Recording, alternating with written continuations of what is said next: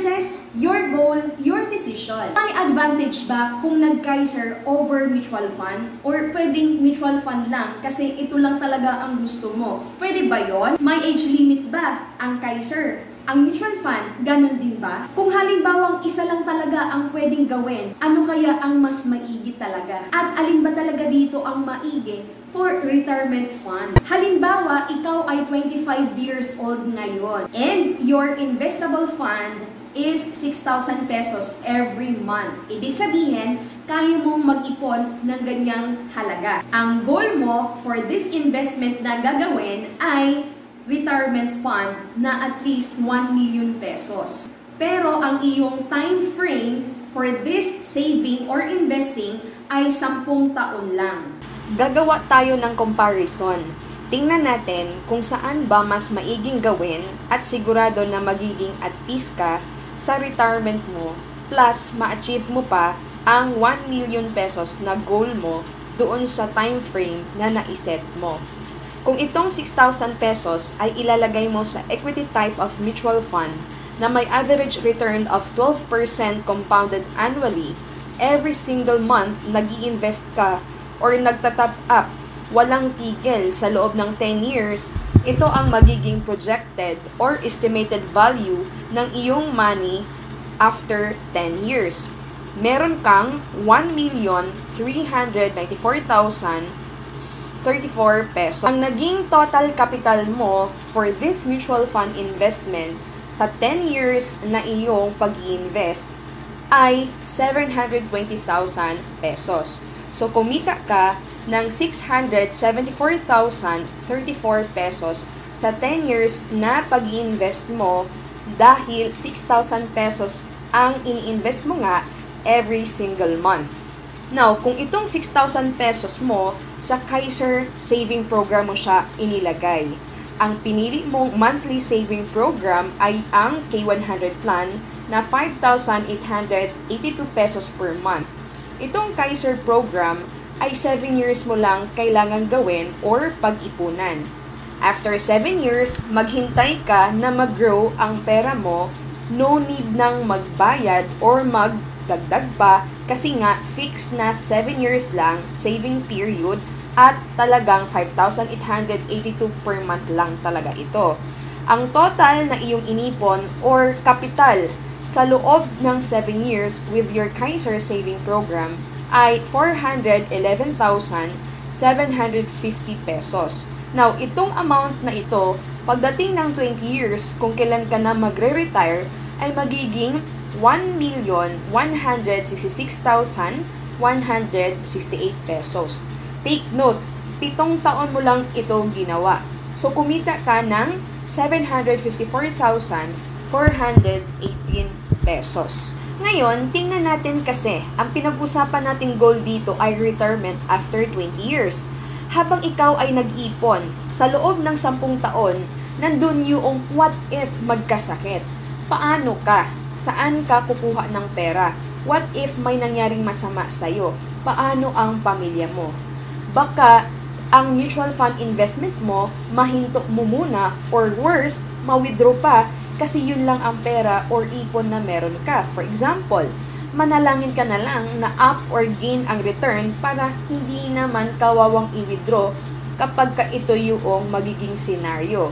Kasi nga, kapag ka ang down, ang stock market, syempre, ang recommendation natin dyan ay dapat bumili. Pero kung halimbawa nga, ito ay kailangan mong withdrawin, lugi na nga, di ba? May titigil mo pa ang iyong investment. Kasi, if doon sa Kaiser, during sa ikaw ay nag-ipon pa lang, if halimbawang magkasakit, then meron namang short-term healthcare benefit na maaari mong gamitin. Halimbawa, doon sa example natin, 60,000 pesos every year ang health benefit limit mo. Yan yung coverage na maaari mong gamitin. Plus, syempre, entitled ka doon sa mga free annual physical check-up, pa-x-ray, ECG, pap smear, at may dental benefits din. Kagandahan pa nito, if healthy ka naman at hindi nagamit ang short-term coverage mo of 60,000 pesos every year, then matatanggap mo yon as a bonus pagdating ng maturity. Mas healthy at hindi na ospital, mas maganda. Kasi magiging pera mo pa. Ngayon, during sa time frame na ikaw ay nag-iipon, knock on wood, may nangyaring masama sa'yo. Meaning, kinuha ka na ni Lord. At ipagpalagay na lang natin na may pamilyang umaasa sa'yo. May access ba sila sa mutual fund account mo? Agad-agad bang makukuha nila yung naipon mo doon?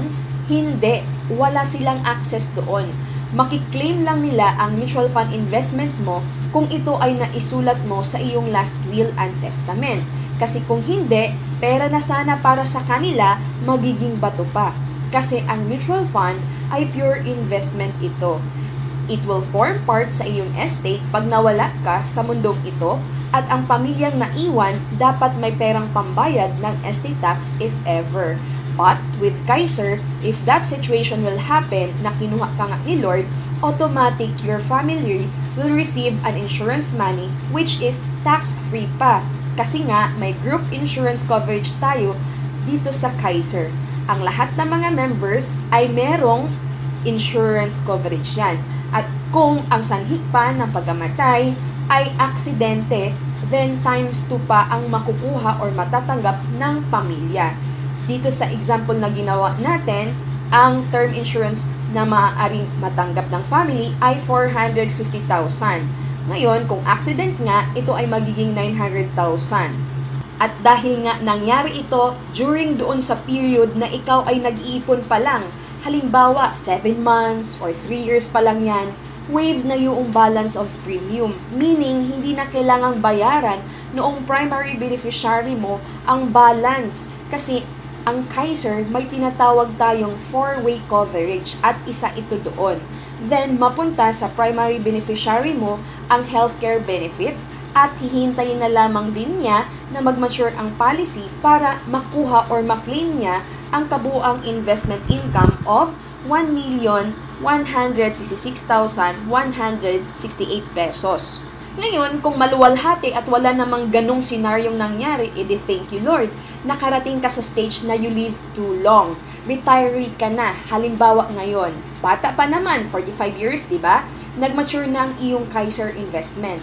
Imagine, sinimulan mo itong pinag-ipunan, 25 years old ka pa lang. At ngayon na 45 years old ka na, bata pa rin naman ito at sigurado may iba ka ng gastusin. Halimbawa, ang focus mo ngayon ay pagpapaaral na ng mga anak mo. So, meron ka ng mga tuition fees na kailangang bayaran. Hindi ba't napakaganda na kahit medyo pagod ka na at peace ka na sa retirement mo kasi natapos mo ng maaga. Ito 'di ba ang investment value? 1,166,168 pesos. Dahil ayaw mong kunin and you let it stay doon, hindi mo ginalaw bale. Then, at the age of 60 years old, 'di ba? After 15 years, your 1,166,000 ay magiging 2,192,119 pesos. And the good thing here, may lifetime annual healthcare benefit ka pa of 219,212 pesos. Ngayon, kung ito, hindi mo pa rin talaga ginalaw, then at age 65 years old, your investment will now become 3,530,429 pesos with lifetime annual healthcare benefit of 353,042 pesos. Hindi ba't 65 years old talagang wala nang energy to work and all, pagod na lahat. Ito na yung pera na meron ka at meron ka pang ganitong kalaking annual healthcare benefit. Alam mo, ang mas maigi kung pareho mong ginawa. May Kaiser saving program ka at mutual fund investment din. Kasi, pwede mong gawin pag natapos mo ang iyong Kaiser na 7 years saving program lang, then saka ka mag-invest sa iyong mutual fund. Para pag nag-retire ka, marami kang fund na maaari mong pagkukuhanan ng pera. And at the same time, you have built your financial foundation ng solid at tama. Talagang magkakaroon ka ng peace of mind when you retire. I hope you find this video informative. If you do, kindly share this video to your families and friends para sila din ma-aware kung ano nga ba talaga ang dapat gawin. Mag-Kaiser or mag-mutual fund if they want to have a total peace when they retire.